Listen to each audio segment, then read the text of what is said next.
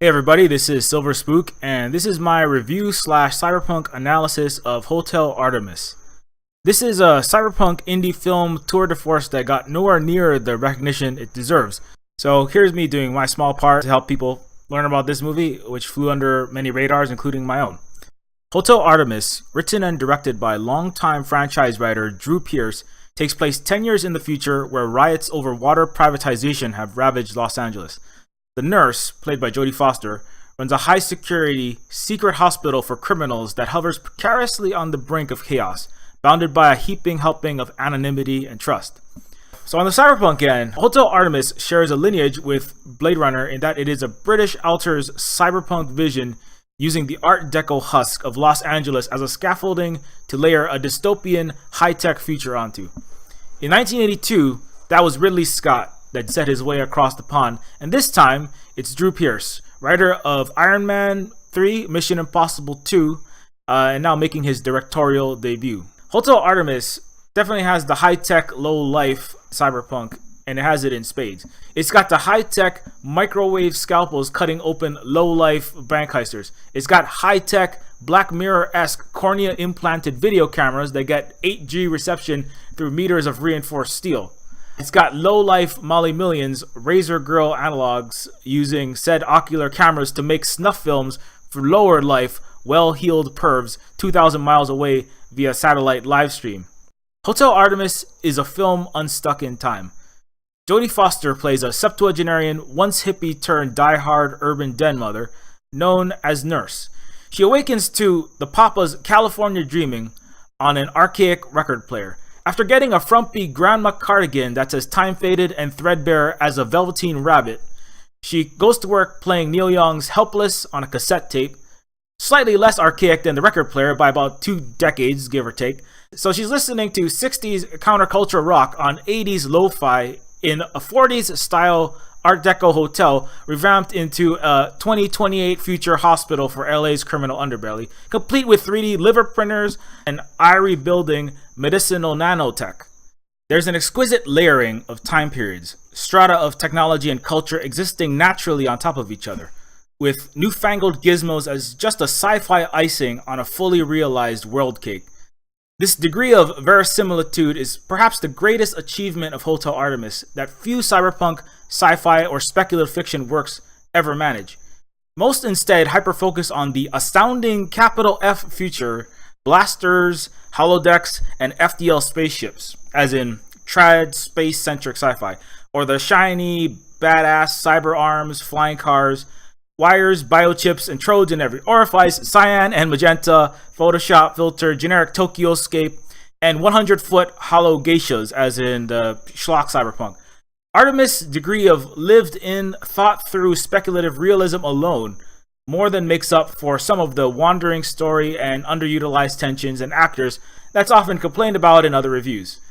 But add to this several endearing performances and a soul-first, money-later spirit that permeates the entire picture, and it's clear there's a future cult gem of neo-noir genius buried beneath a tidal wave of mainstream audiences disappointed that they didn't get a generic Marvel comic book movie, or critics paid by the entertainment industrial complex, who would have problems with Hotel Artemis not exactly raking in the billions with its A-list cast. So yeah, they might not be happy about that. Pearce himself has acknowledged that he had specifically gone into Artemis with the mantra, "This is an indie film that not everyone will like, but some people will love it to death." In particular, his 17-year-old self. So Pearce, my own 17-year-old trench coat wearing cyber Johnny Mnemonic guzzling self also stands in solidarity with your 17-year-old self. Even if the Hollywood bigwigs are not cool with you making indie low revenue films with their mega celebs. Anyways, obviously this resonates with me, having spent 2.5 years working on Neofeud, a cyberpunk adventure game labor of love that is quite decidedly not for everyone. Firstly, as a LucasArts / Sierra style point-and-click adventure, which is already niche AF, and secondly, the postmodern impressionism sort of art style that I was aiming for is admittedly a sort of love-hate thing. But for my own 20-year angsty Gibson guzzling, Blade Runner binging, and Deus Ex devouring self, near field would have been the best thing on the planet. So that's what I did. I just made the product that exactly that I wanted to make, and so I'm glad that Pierce has had the courage to do that as well. Hotels. So Hotel Artemis, and I've been thinking about this a lot, and this concept of why the hotel why is it the Hotel Artemis? People complain, well, they never get out. It's just you're kind of stuck inside of this same building the whole time, and you don't get to see a lot. And one thing, well, A, it's a $15 million movie. That's like 1/4 the Matrix budget. B, I think there's something really resonant about setting a cyberpunk film dealing with this kind of breakdown of society in a hotel. So as a native Hawaiian, I'm intimately familiar with hotels, and I also have issues with aspects of big tourism that's colonized my entire homeland, but that's one of my frequently digressions, so feel free to binge that rant somewhere else in my tube catalog of extended live stream diatribes. But anyways, hotels are sanctuaries from the daily grind of day jobs and drudgery, or at least they were when day jobs were a common thing. They're places of luxury, exclusive clubs for a wealthy, privileged elite. And if you've the rare fortune to have a stable job with mysterious things called vacation time, you average Joe or Jane might get to visit an economy class hotel 2 weeks out of a year. Lucky you. Hotels are places of anonymity, also a privilege in our world of Big Brother-centric surveillance capitalism and AI, where Facebook, Google, and China are in an arms race to build automated war drone Skynets and train world-dominating economic HAL 9000s with your every text message, selfie-cammed micro-expression, and online purchase. But there's none of that in this fairy tale land called Richistan, that houses World Economic Forums and reclusive Swiss mountain ranges, idyllic Waikiki penthouse sunsets, and private beaches. In this Elysium of the elite, wink nod to Elysium, also starring Jodie Foster, no one asks questions when you walk in on the red carpet and check in. And the concierge would be remiss to give away your patron data. So this is a data apartheid. Hotels are the homes for the moneyed and dislocated. The post-geographical cosmopolitan jet setters doing Goldman Sachs bidding over power lunches. Smuggling Ono Sendai hacker decks and Maz Biotech prototypes in titanium briefcases. Or assassinating corporate bigwigs. That last one is the actual business of certain Hotel Artemis members.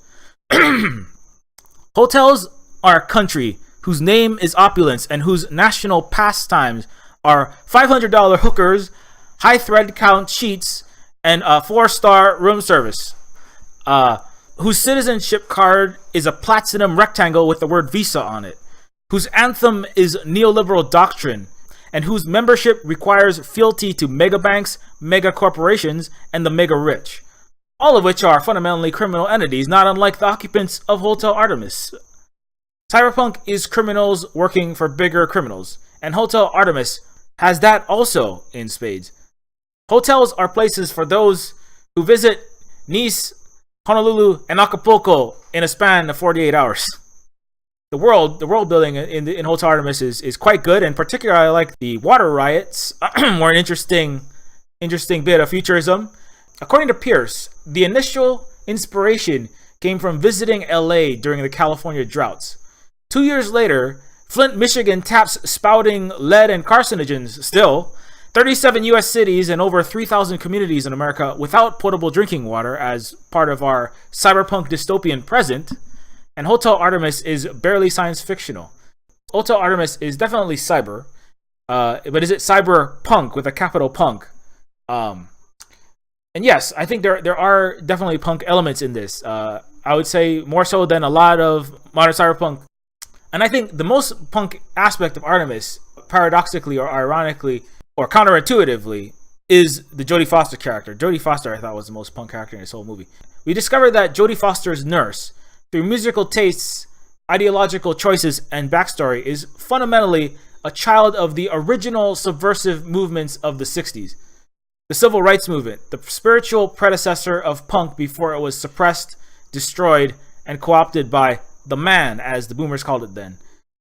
Dr. Martin Luther King famously said shortly before taking a 30-06 round to the head that there can be no racial equality without economic equality. And then, as Rage Against the Machine says in the Matrix credit song, then came the shot. A single working parent without a high school diploma, could support a family of 4 with food, adequate housing, and healthcare in the mid 20th century in America. It's a gobstopping, I know. As we all know, that golden age of Aquarius has been in steep decline ever since, with half of the country at or near poverty, and millennials with PhDs barely scraping by at Starbucks, Uber driving, dog walking, and Instacart gig economy jobbing just to afford a closet above a meth lab or a cyberpunk coffin apartment at age 37 like Seattleites literally live in Amazon's home city. The technically savvy are programming in sardine-packed flop houses, attempting to be the next startup or crypto or Zuckerberg and win the killer app Hunger Games before the GoFundMe for their insulin dries up. Fun fact, the average family of 4 in the US now pays around $30,000 a year for health insurance, before being slammed with countless hidden fees and charges. Outrageous healthcare costs are a number one reason cited by teachers striking like wildfire across the country. Hotel Artemis functions as an exclusive healthcare club, an exclusive potable water club, an exclusive high security home for wealthy criminals who've enriched themselves looting other people and sometimes killing them, literally. It's quite resonant to the cyberpunk present we live in which a criminal business and political elite have robbed the majority of us blind and left us to rot, not unlike a homeless runaway teenager bleeding out from a drug deal gone bad in a ghetto with poison for tap water. Foster's nurse is that good Samaritan who took in those desperate and dying street kids, healed their wounds, and served as a surrogate parent. That is the relationship that Bautista's character, Everest, the hulking orderly, has with Nurse. He will smash your face in with his med kit, but he's like a gentle giant little kid with her. It's one of the strongest chemistries of the film, a believable adopted mother-son relationship, right down to Nurse telling Everest to take the long way to get some exercise when she has him kick an unruly guest out of the hotel. Visiting hours or never, Bautista has all of the best zingers. That's one of his lines. He did a great job. Everest is no stranger to the violence and brutality of American street-level poverty. He reminds the clientele that he is a certified healthcare professional. And if you talk about talk about clandestine criminal hospitals, Everest will hunt you down and unheal your ass. Another one of his great one-liners. At the same time, Everest is completely loyal and cares deeply about Nurse, always addressing her respectfully with, "Yes, Nurse," even when he disagrees. Because she was the only one who was there for him when he was lost in a brutal concrete jungle of cyberpunk dystopia that is the US present and future, again. It later becomes apparent that Foster's character had taken countless other street kids, just like Everest, and that she had worked to heal the healthcareless at a free clinic, no doubt making really crappy pay until it was shut down. This aspect of Hotel Artemis personally resonated the most with me, as someone who grew up as a person of color in a US ghetto and who spent a lot of time working with the poor and underprivileged. I later went on to become a STEM teacher for inner city kids and a social worker. Fundamentally, I was a surrogate parent for countless homeless, marginalized, and parentless children whose parents were zonked out on meth or many other variety of drugs that plague barriers of poverty, incarcerated, or just working so many jobs to keep the family afloat that they just didn't have any time to be around their kids, unfortunately. These kids I was working with were just like Everest, who saw their only possible future as becoming a drug-dealing criminal, an Ice Cube-like rap star, or both. They were all striving to follow the footsteps of the Wolf King and the rest of Hotel Artemis' residents as affluent, globe-trotting badasses. But the reality was, these poor kids, well, they'd mostly end up in the prison industrial complex, making Whole Foods products and fighting California wildfires for 72 cents an hour. And unfortunately, some of the kids I work with did end up there. I like to think that at least some of them I helped get out of there. But yeah, that's the reality. There's over 2 million people, most of them coming from poor and marginalized areas and ghettos, people of color. That's who's in the prisons. Like, I'm sorry. That's reality. I work with several foster parents, and many of them were aging, hippie, white ladies, just like Jodie Foster's character.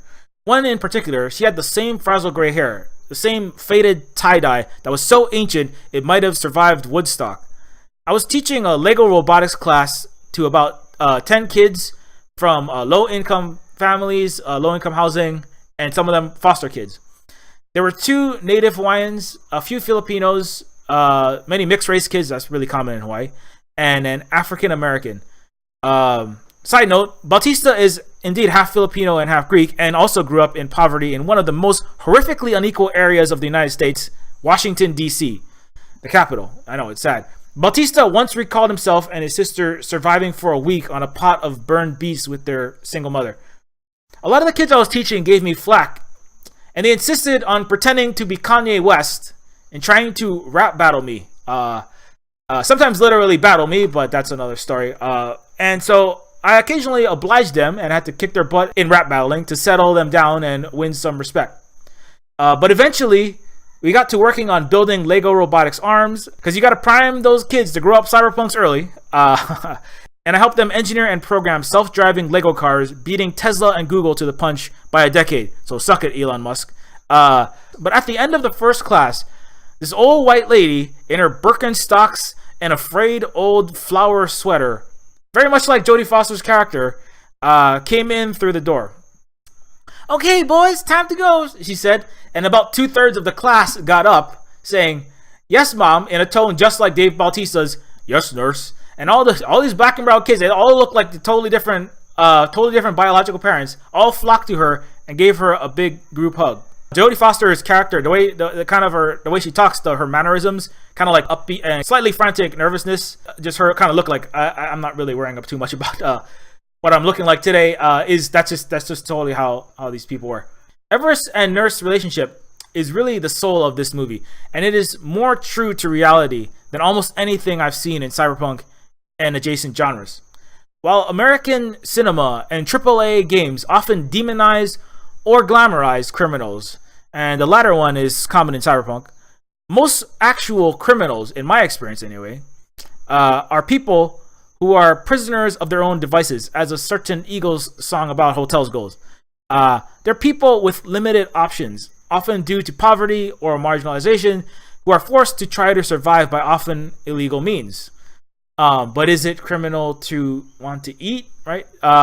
Whether that's robbing banks, selling drugs, boosting cars. Yes, one of the smartest kids I taught in my high school dropout troubled teens class was a literal Grand Theft Auto convict.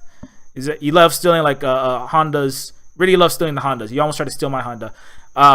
Who grew up poor and brown. So he's really smart, but he just was born in the wrong place at the wrong time. He could do like 4-digit multiplication in his head. If you could ask him how much could I get for all the rims and the engine parts for that Civic, he could tell you right off the bat. Poverty is the worst form of violence, as Gandhi correctly put it. It isn't glamorous. It's ugly, and it is wrong. It is a wrong done to millions of people, a particularly egregious wrong in the richest country on earth, like the United States. The work to remedy poverty is also as unglamorous and often unnoticed as a little drab, frazzly, gray-haired old lady. But it is the real work. Jeff Goldblum's character, by contrast, plays the Wolf King, the owner of half of LA. And there's a scene where Nurse is healing Wolf King's wounds, and she refers to him as just another ex-con hippie who traded beads for bullets. And this was one of my favorite scenes in the entire movie. And in that moment, the history of America, perhaps the history of the world for the past 70 or 80 years, was boiled down to a microcosm. 6 decades have passed since the assassination of JFK and King, and one flower child has sold out, has bought into the greed is good mantra of the 80s and made billions of dollars profiting from misery as the country falls into squalor, the environment burns, and yes, water riots ensue and chaos dominates. The other kid from the 60s is still doing that hard work of trying to make the world a better place in whatever way they can, providing for those less fortunate even when it was uncool and unprofitable, was the safety net for those falling through the gaping cracks, healing the health careless, etc. If the ratio of true punk nurses to sell-out wolf kings were greater, we'd probably be in less of a global mess right now with the human civilization about to go extinct in about 5 different ways. One of them, climate apocalypse, that is going to happen after 2030. I don't know if you've been paying attention to current events. Another one of the great parts of this movie I really liked was Sterling K. Brown, who's a very big name now from This Is Us, who plays Waikiki, a bank heister, and his relationship with his less competent, drug-addicted brother. The brother gets them in trouble and nearly gets them killed on multiple occasions, but Waikiki, despite all of his brother's shortcomings and constantly reaching for needles, Waikiki always stays by his side, even so far as giving up much of his potential career, as you find out later in the story. But on top of the heavy substance, Artemis practically oozes style and flair as well. There's a fair share of action, including Mexican standoffs with 3D printed guns, assassinations via coffee cup, Riddick would be proud, and Botella, famous for kicking deadly ass with ninja sword legs as Gazelle in The Kingsman, is amazing as a physical actress. A great scene with their taking on a mob of LA gang underlings is 90s action flick quality. So that was a very good scene. But what Artemis doesn't show speaks volumes, and in some sense is more bold than what it does show. A massive showdown with Bautista wielding an axe is merely implied. A bank vault goes uncracked. This is some kind of capital crime in Hollywood. How could you not crack the freaking vault? Much to the chagrin of the drilling specialist, often slammed by critics for missed opportunities. On the contrary, I think fully revealing these would be the easy way out. It would be predictable Hollywood cliche, and thinking about it in retrospect, it wouldn't have actually added much to actually show all those things. The film was also shot for $15 million, or about 1/3 the going rate of a major Marvel action star. So given the A-list of Bautista, Foster, Brown, and Goldblum, there was obviously some pro bono work hours put in to make this film. So this is definitely a passion project, just from the numbers game alone. So more in the punk subculture. There's been a talk about what is it, punk, cyberpunk, is it cyberpunk punk, is it not punk, not punks? You know, punk subculture, and this is a quote from the inherently infallible arbiter of absolute truth, Wikipedia. Punk subculture originated out of working class angst and the frustrations of youth that were feeling economic inequality and seeing a bourgeois hypocrisy. It was primarily concerned with concepts such as pro-working class, egalitarianism, humanitarianism, etc., etc.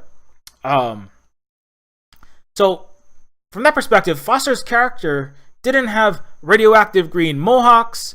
There's no sleeveless jean jackets. There's no safety pins and studs everywhere. There's not Cybertrodes and, decks and jacking through, neon lattices ranged in the non-space of the mind. But her character was the most actually punk in the substance sense. Nurse actually did that humanitarian work. She actually went out and helped people who actually needed it, often at her own peril, such as Everest and an injured community liaison officer. The latter act could have gotten her killed, given the LA criminal godfather, played by Jeff Goldblum, as I mentioned, owns this future tech hospital for the criminal elite. So that's a very punk move. I mean, basically, risking your life to help out people who are poor and who can't help you accelerate your career or give you money or power or anything in particular. That's a very punk move. She's also got the cyber in Cyberpunk cover with all the 3D printed organs, as I mentioned, laser exactos, even a broken bone mending spray based on biohacked coral polyps, which I found very interesting. Director Pierce describes this in detail, and experts on the movie range from NASA to SpaceX, and the research on the movie is one of its highest points. So the research into what the technology would look like in 2028 is very on point. It's very well thought through. It's not just kind of like, oh, that would look cool, let's throw it in there.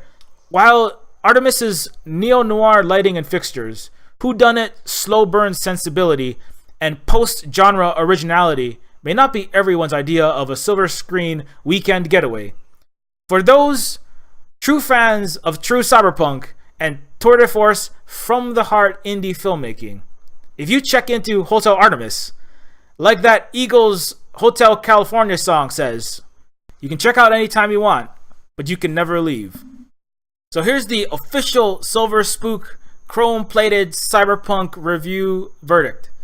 Hotel Artemis gets 4 crying Rucker Howers out of 5. So congratulations, Hotel Artemis. I hope more people see it.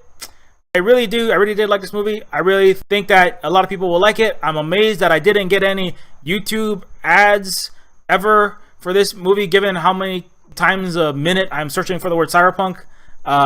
So I don't know. I feel like it's criminally under noticed. So if you got a chance, go check out Hotel Artemis wherever you can. And good job, Drew Pierce, Jodie Foster, Sterling K. Brown, Sophia Botella, Jeff Goldblum, Brian Tyree Henry, Jenny Slate, Zachary Quinto, Charlie Day, and Dave Bautista, of course. Also, be sure to check out my review / cyberpunk analysis of Altered Carbon and my interview with William Gibson, author of Neuromancer and Godfather of Cyberpunk, if you're interested in those sorts of things. Anyway, this is Silver Spook signing out. Until next time, keep your mirror shades polished and don't ever talk about Hotel Artemis to anyone, especially in the vicinity of Dave Bautista.